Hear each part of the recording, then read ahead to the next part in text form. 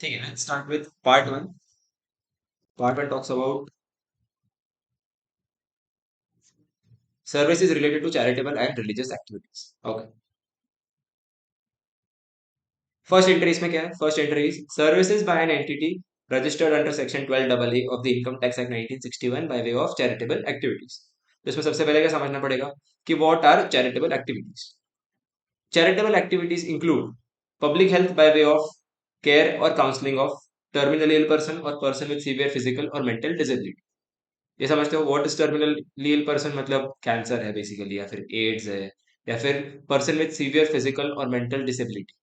तो ये कौन डिफाइन करेगा? ये हॉस्पिटल, ये डॉक्टर लोग डिफाइन करते हैं। तो you have to just understand कि अगर कोई बंदा है जिसको सीवियर फिजिकल और मेंटल डिसेबिलिटी है और अगर उसको कुछ सर्विस दी जा रही है, so that will be covered under charitable activities. अगर उसका केयर या फिर काउंसलिंग किया जा रहा है, so that will be covered under charitable activities. But ये किसने करना चाहिए?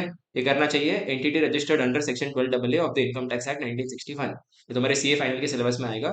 बट बेसिकली बोलते तो ये सब लोग कौन होते हैं? ये सब चैरिटेबल इंस्टीट्यूशन होते हैं, मंदिर वगैरह या फिर ऐसे कोई संस्था वगैरह हो गई, एनजीओ हो गए। तो this will be they will be covered under section 12 of the income tax act 1961।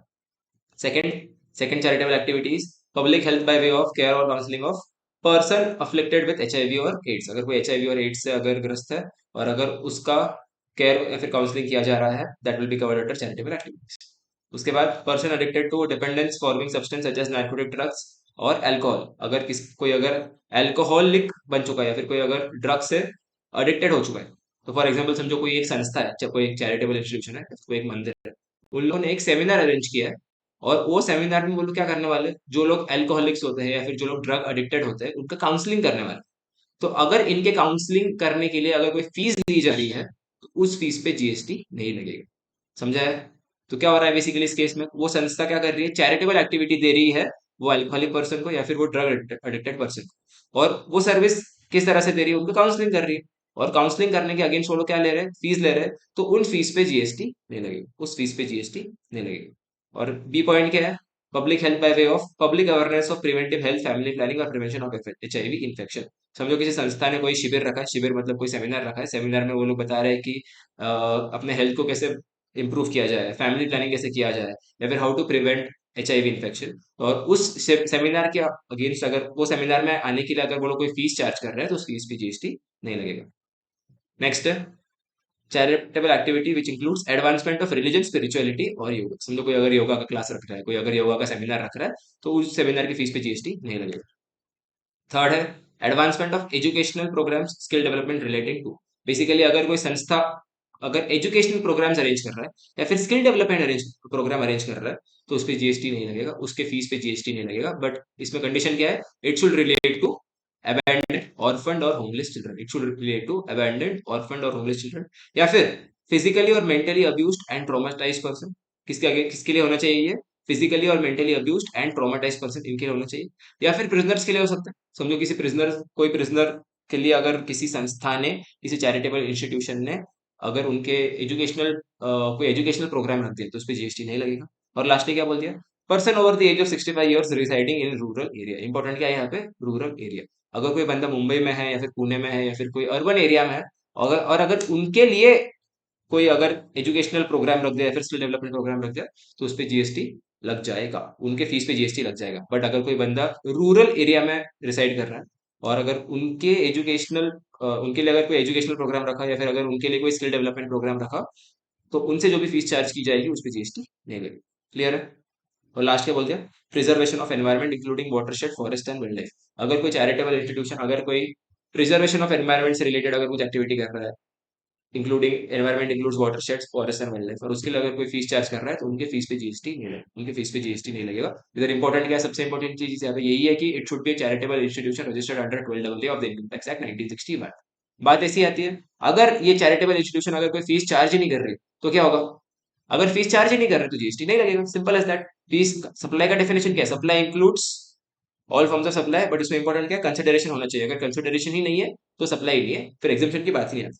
अगर हम लोग फीस चार्ज कर रहे हैं मतलब कंसिडरेशन है, तो उस केस में जीएसटी नहीं लगेगा, इधर वो एग्जाम किया गया। Got it? Okay, next. Services by way of conduct of any religious ceremony. समझो हमने किसी पंडित को बुलाया और पंडित ने कोई रिलीजियस सेरेमनी कंडक्ट की, तो उसको जो भी दक्षिणा दी जा रही है, उसको जो भी फीस दी जा रही है, उस पर जीएसटी नहीं लगेगा। Services by way of renting of precincts of religious place meant for general public. पहला लाइन पढ़ते, पहला लाइन क्या बोलता है? Renting of precincts of religious place meant for general public. इसका मतलब क्या है? कभी तुम लोगों को कालिदास कला मंदिर जो, सॉरी, इधर कालिका का मेला होता है ना, कालिका देवी का जो मंदिर है उसके बाहर देखो शॉप्स है। नवरात्रि में वो शॉप्स उधर ओपन होते हैं। तो बेसिकली वो क्या है, वो मंदिर की जगह है, उसके बाहर शॉप्स है, शॉप्स लोगों को रेंट पे दिए गए हैं। और लोग उधर क्या बेचते हैं? उधर लोग स्वीट्स बेचते हैं, पेड़े बेचते हैं, कुछ कपड़े बेचते हैं एग्जाम्पल।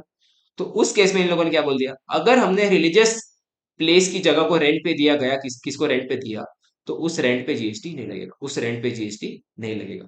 फॉर एग्जाम्पल समझो मंदिर की धर्मशाला होती है, धर्मशाला में रूम्स होते हैं, रूम्स लोगों को उधर रहने के लिए रेंट पे दिए जाते हैं। तो उस रूम रेंट पे जीएसटी नहीं लगेगा। बेसिकली क्या बोल दिया, उस रूम के रेंट पे जीएसटी नहीं लगेगा, उस रूम के रेंट पे जीएसटी नहीं लगेगा। Renting of presents of religious place meant for general public. बस इसमें इंपॉर्टेंट कंडीशन क्या है कि वो रिलीजियस प्लेस किसकी होनी चाहिए?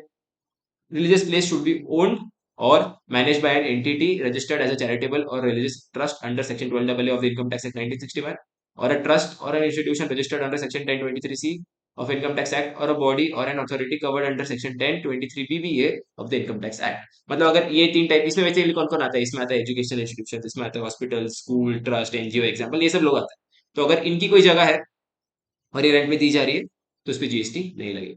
जिसमें इंपॉर्टेंट एडिशनल कंडीशन है। एडिशनल कंडीशन ये है कि अगर रूम रेंट पे दिया जा रहा है रहने के लिए, तो उसका चार्जेस 1,000 रुपए या उससे ज्यादा नहीं होना चाहिए। अगर उससे ज्यादा हो गया तो उस पर एग्जामेशन नहीं मिलेगा। Nothing in entry, nothing contained in entry B of this example shall apply to renting of rooms where the charge of the room is 1,000 or more per day. अगर 1,000 से ज्यादा का रूम रेंट है तो उस पर जीएसटी लग जाएगा। अगर renting of premises, community halls, Kalyana Mandapam और open area and the charges are 10,000 और मोर पर डे। बेसिकली ये क्या बोल रहा है, जो शादी के लिए हॉल रेंट पे दिया जाता है, मंदिर में अगर शादी होने वाली है और मंदिर का कोई हॉल है वो शादी के लिए रेंट पे दिया जा रहा है, तो उस केस में जीएसटी तो नहीं लगेगा। It is renting of precedence of religious place. हाँ, लेकिन अगर उस हॉल का रेंट अगर 10,000 से ज्यादा है पर डे, 10,000 या फिर उससे ज्यादा, ग्रेटर देन इक्वल टू 10,000 है, तो उस पर जीएसटी लग जाएगा। कल्याण मंडपम मतलब वही जहाँ पे शादी होती है। Renting of shops or other spaces for business or commerce where charges are rupees 10,000 और मोर पर मंथ। ये शॉप की बात की जा रही है, जो अपन शॉप की बात किया, जो स्वीट्स वगैरह का शॉप था, अगर उसका रेंट 10,000 और मोर पर मंथ है तो उस पर जीएसटी लग जाएगा। बढ़िया गया, okay. Next, services by specified organisation in respect of religious pilgrimage.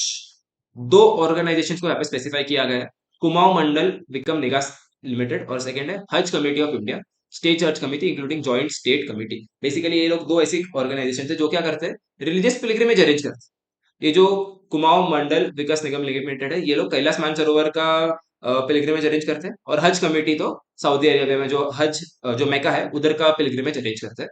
तो ये लोग जो भी फीस चार्ज करते हैं उस पर जीएसटी नहीं लगेगी। ये लोग जो भी फीस चार्ज करते हैं उस पर जीएसटी नहीं लगेगी। ये हो गया तुम्हारा एंट्री नंबर 60। नेक्स्ट आता है entry number 80, services by way of training और कोचिंग इन। क्या बोल रहे हैं लोग? Services by way of training और कोचिंग इन। ट्रेनिंग और coaching in recreational activities relating to arts और culture, recreational activities relating to arts और कल्चर बाय एन इंडिविजुअल। ये वीडियो देख लेते एक बार। ये आंटी क्या कर रही है? आंटी लड़कियों को यहाँ पे कथक सिखा रही है। बेसिकली आर्ट्स मतलब डांस में कथक सिखा रही है, और आंटी क्या है? इंडिविजुअल। तो आंटी जो भी फीस चार्ज करती है उस पर जीएसटी नहीं लगेगी। आंटी जो भी फीस चार्ज करती है उस पर जीएसटी नहीं लगेगी।